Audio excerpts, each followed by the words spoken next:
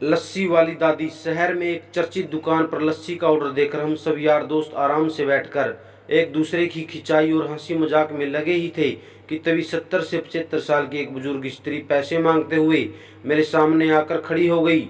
उनकी कमर झुकी ही थी, चेहरे की झुर्रियों में भूख तैर रही थी, नेत्र भीतर को धसे हुए किंतु सजल थे।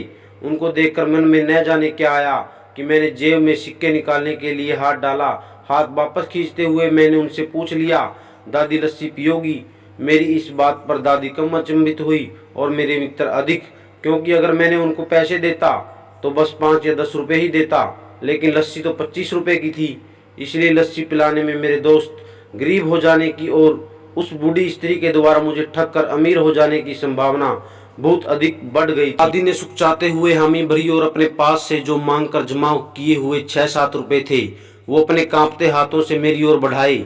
मुझे कुछ समझ नहीं आया तो मैंने उनसे पूछा, ये किस लिए? इनको मिलाकर मेरी लस्सी के पैसे चुका देना बाबूजी। भावुक तो मैं इनको देखकर पहले ही हो गया था, रही बची कसर उनकी इस बात ने पूरी कर दी। एकाएक मेरी आंखें छलछला आई और भराए भराए हुए गले से मैंने दुकानदार वाले से एक लस्सी और बढ़ाने को कहा।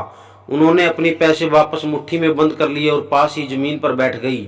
अब मुझे अपनी लाचारी का अनुभव हुआ, क्योंकि मैं वहां पर मौजूद दुकानदार अपने दोस्तों और कई अन्य ग्राहकों की वजह से उनको कुर्सी पर बैठने के लिए नहीं कह सका। अब उनके हाथों में लस्सी के कुल्हड़ और होठों पर सहज मुस्कुराहट थी। बस एक वो दादी ही थी जिनकी आंखों से तृप्ति के आंसू, होठों पर मलाई के कुछ अंश और दिल में सैकड़ों दुआएं थी। दोस्तों, जब कभी अवसर मिले तो दोस्त ऐसे छोटे छोटे ही सही दयापूर्ण और करुणा में यह काम करते रहें। भले ही कोई भी आपका साथ दे या ना दे, समर्थन करें या ना करें, सच मानिए, इससे आपको आत्मिक सुख मिलेगा और अमूल्य है। धन्यवाद दोस्तों, थैंक यू, धन्यवाद।